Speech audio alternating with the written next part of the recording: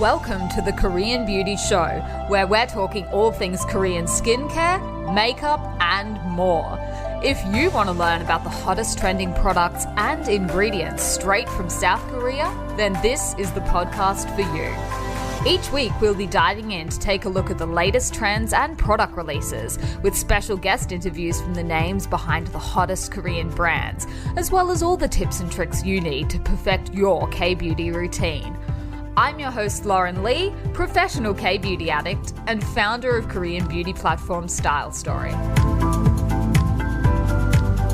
Hi KBs, and welcome back to the Korean Beauty Show. I'm Lauren Lee, and I'm excited to have you here with me again today as we continue to explore all things K-beauty. So if this is your first time listening to the Korean Beauty Show, then welcome. I'm your host, Lauren Lee, and I've spent the last 10 years exploring all things K-beauty. So I can't wait to share all the things that I've learned with you living and working in the industry. So I know a lot of you are new to K-beauty, and if you are, then we have just the thing for you. If you head over to the Style Story website, www.stylestory.com.au, we've got a free 16-page beginner's guide to K-beauty, and it just sets out in really plain, simple English, I suppose, all of the things that you need to know to get started with your K-beauty routine. So I would love you guys to have a copy of that. So go and sign up for it on the website.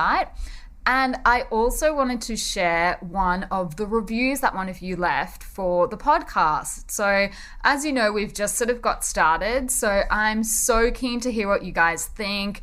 Any feedback that you have for me would be welcome, because I'm obviously just starting out with my podcast journey. So this is all very new to me as well. So this review says, "Knowledge Queen, CEO Lauren Lee is my go-to for ingredient checks, product checks, and everything to do with beauty. I know this podcast will be full of knowledge and latest on skincare products." So thank you so much. That means a lot to me that you trust me with your skincare, and let's jump into today's episode. Today, we are going to be talking about the top trending ingredients in Korean beauty. Now, just to sanity check and make sure that I'm not leading you down the garden path with this topic, I actually did a quick scan through of all of the K-beauty stores that we have on the street where our office is in Seoul. So we've actually got in our building, we've got an Olive Young, which is one of the main stores. So I tend to see lots of ingredient trends as they come through, but the stores change really, really quickly. Like new ingredients come in and out all the time, new products come in and out all the time. So I did a little quick recce trip just to make sure that everything I'm about to talk to you about today is still what's trending. And I'm happy to confirm that everything that I suspected and the ingredients that I was planning on chatting to you guys about are literally like floor to ceiling on all of the shelves. So don't worry, these are actually the ingredients that are trending in Korea at the moment. And the first one I want to talk to you about is ceramides. So ceramides, it's not a new and it's not an exclusive ingredient to K-beauty, but this is a really popular ingredient in a lot of products at the moment. So ceramides are a type of fat molecule, and they basically carry surface skin cells together. So someone explained it to me as like, if you think of the blocks of building a house, and there's, I guess, the substance in between the blocks that hold them all together. That's what ceramides are and do. So they make up over 50% of the skin's upper layer, and they help to keep our skin smooth and moisturized. But as with a lot of other things that occur naturally in the human body, ceramides are one of those things that actually reduce as we age. And that's what's responsible for a lot of the loss of firmness and elasticity that we see as our skin ages. So one important thing to note is that the type of ceramides that you'll find in skincare products, they're not the same as the ones that are produced by our body. So they're either derived from plants, so they're plant-based ingredients, or they might be like a synthetic version of a ceramide. So that's what you're going to find in these products. Now, why are they good? Obviously, because ceramides are what holds the skin sort of together and make sure that moisture stays locked in and bacteria stays out. They're great for fortifying the skin's barrier. So you will often see K-beauty products that are for barrier repair and barrier relief and those sort of things, they're the types of things that you will see ceramides in. So they also have firming, plumping, and hydrating benefits, and they can help to treat more serious skin issues, so things like psoriasis, eczema, dryness. And you will often also see them in products that are designed to treat aging, fine lines, wrinkles, dry, flaking skin, because they work to create this kind of occlusive barrier, which reduces our skin irritation and nourishes it and keeps it looking plump and smooth, which that's everyone's idea of skin goals, I'm sure. So, who should use ceramides? Obviously, as we've already mentioned, I think that they are great for people with damaged skin, excellent for people that have a compromised skin barrier. They're also really good for people with eczema. If you have eczema, you'll know the inflammation and the flare-ups, the really painful flare-ups that go with it. So ceramides will work with your barrier to actually boost and protect the skin's outer layer, which is why I love ceramides, and I love recommending them to people that have eczema because I know just how soothing they can be. And they're also going to be great for people with anti-aging concerns as well. So I don't think any discussion on ceramides in K-beauty could go past without mentioning the K-beauty products containing them. And obviously there's a standout, I think, in most people's minds, and that is Dr. Jart's ceramide line. So Dr. Jart has excelled at its ceramide marketing, I suppose, and they have an entire collection that features ceramides in their products. So they've got, I've tried heaps of them. I love ceramides, and I love Dr. Jart's ceramide line, particularly for myself in winter in Seoul. So they've got liquid, which is their toner. They've got a lip balm. They've got a cream, a serum, an oil balm. There's so many products in their ceramide line. So check that one out if you're looking into ceramides. Another one that we have on the Style Story website at the moment that is just beautiful if you have, dry, flaky skin, damaged skin, basically for everything, is APLB's Derma Daily Repair Cream. That has ceramides in it as well, and the texture of that is just heavenly. So they're a couple to look out for if you're looking for K-beauty products with ceramides. Obviously, you'll find ceramides in Western beauty products as well, but they are having a very large moment in K-beauty. I just saw a whole wall in Olive Young with various different ceramide products. So yeah, we could spend all day just on ceramides alone. But I will move on to the second ingredient I had on my list, and this is tea tree. So tea tree, again, it's not unique to K-beauty, but K-beauty loves this. Now, a lot of the time when I'm talking to people and I'm recommending products with tea tree in them, people are like, oh, isn't that going to be too harsh for my skin? If I have sensitivities, what about that? Now, often what you'll find is that tea tree in K-beauty products is of the leaf extract variety, and that's different from tea tree oil. So tea tree oil is the kind of thing that you need to really watch the quantities that you're using it in, and like any of those kind of essential oils, it could burn if you just put it on your face in like a full, strength sort of formula.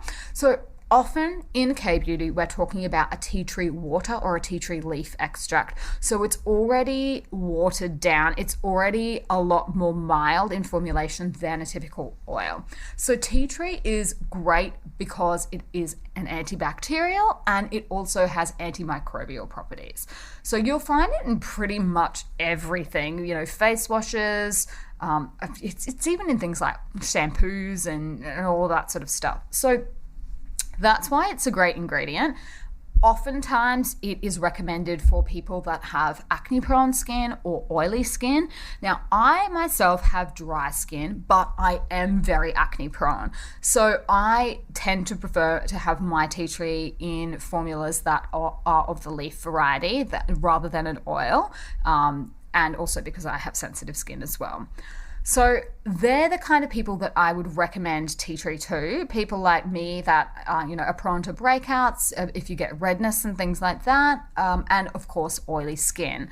So it is a safe ingredient. It has no known toxicity in terms of its general use, and that's why even people with sensitive skin can use it. Now, tea tree again is another product that you will find in so many, almost too many K-beauty products to name, but a couple of ones ones that have endured lasting popularity include Dr. Surical's Tea Tree Essence. So Dr. Surical is a brand that has been around for quite a few years, but it used to go by a different brand name. When I first came across the brand, it was called LJH.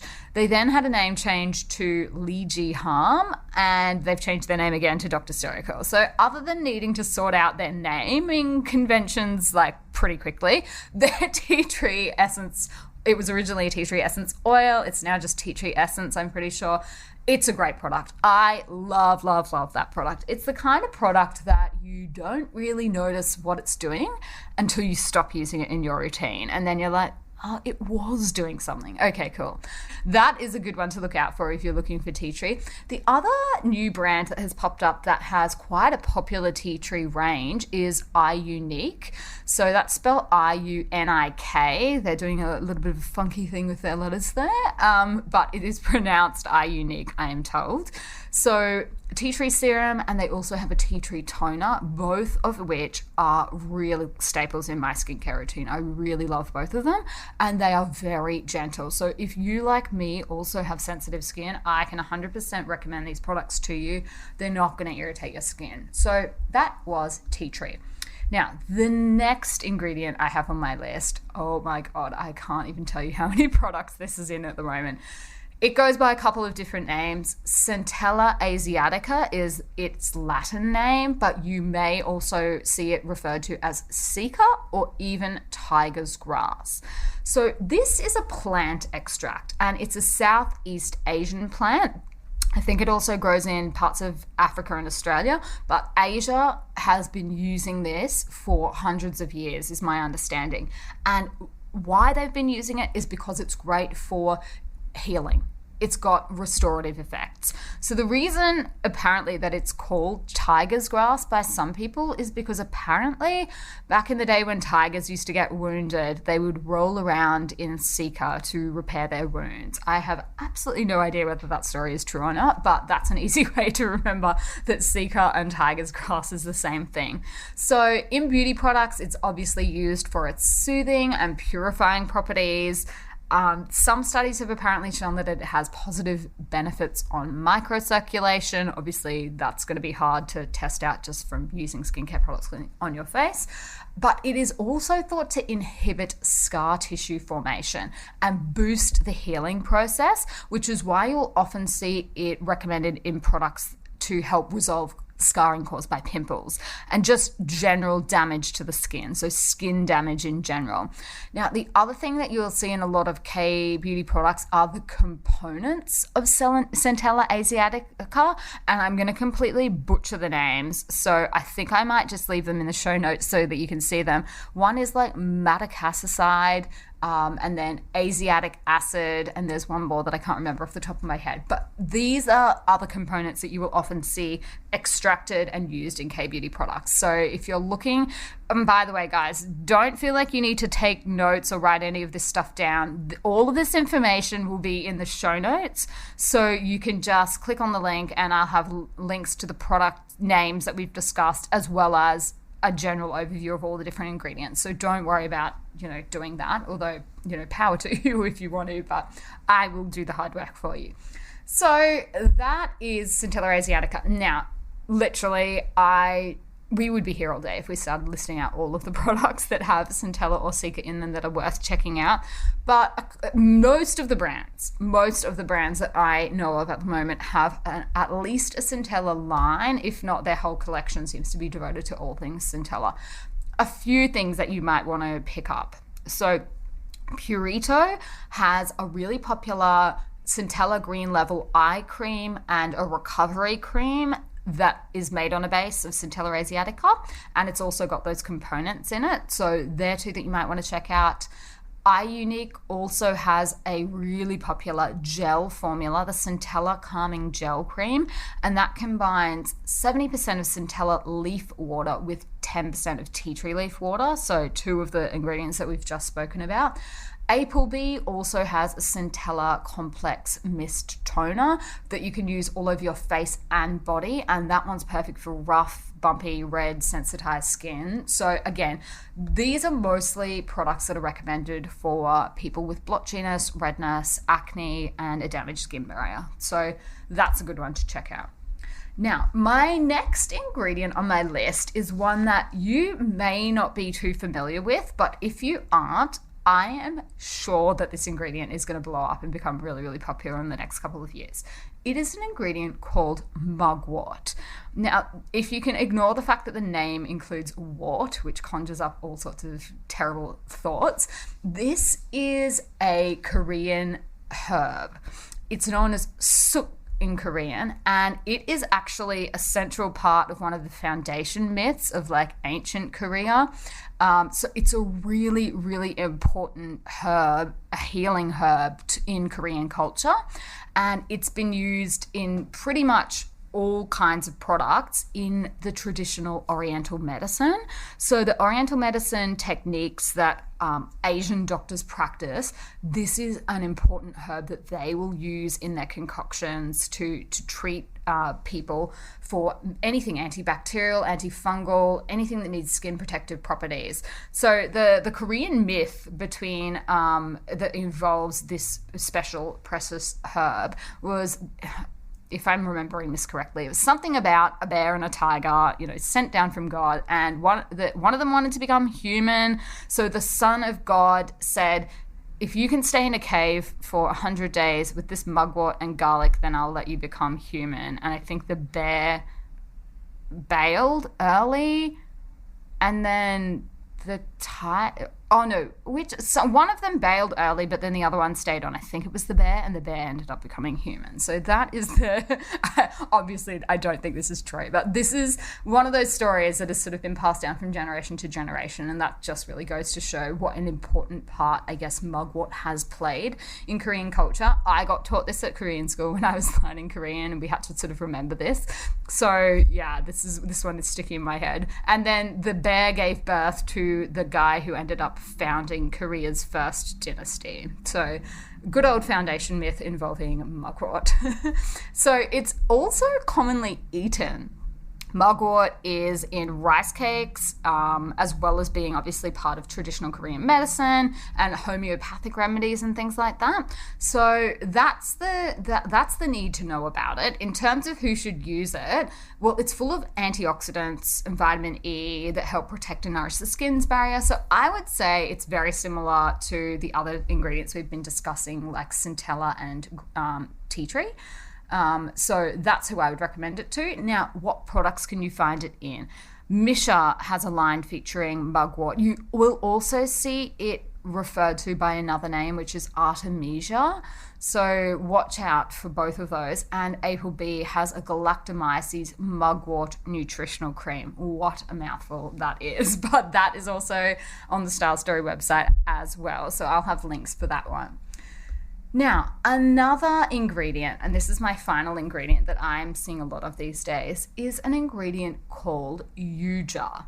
So yuja is also called, I believe, yuzu in Japan, and this is a fruit. It's a citrus fruit. So it is an ideal ingredient for brightening. So it is found in a whole heap of different products, but basically you will see it in products that are to promote brightening. And as we discussed in a previous episode, brightening in this context means trying to get rid of dark spots on the skin, dull skin, uneven skin tone. It's full of antioxidants, so that's why it's great for anti-aging as well. So yuja is in a whole range of products. Skin Food has a really popular line with a toner and everything in it. That one's been around for ages. Who else? Some By Me, I believe, has a yuja line as well that is really taking off. But basically you'll see it in any kind of the products that you would normally see vitamin C serum in. It's basically a stand-in for vitamin C. So that one's yuja. Y-U-J-A is the spelling for that. So they are just a couple of the ingredients that I am seeing everywhere in Korea at the moment. So, if you're thinking about coming up with your own Korean beauty line, probably avoid these ones because they're just very done to death, I would say, for good reason, but they are very, very popular. So those were Ceramides was the first one, Tea Tree, then we've got Sika, aka Centella asiatica, aka Tiger's Grass, Mugwort or Artemisia, and then the final one was Yuja. So I would love to know whether you guys have tried any of these ingredients. If you've been poking around in K-beauty for a while like I have, no doubt you will have seen them pop up. But yeah, let me know. I would love to know if any of these top trending K-beauty ingredients have made their way into your skincare routine. Thanks so much for listening to today's episode. If you've made it this far, hopefully that means you've liked it. Make sure you hit subscribe so that you don't miss future episodes. Don't forget to leave me a rating and a review while you're there. And if you want to say hi, head on over to Instagram at lauren.kbeauty and leave me a DM. Until next time!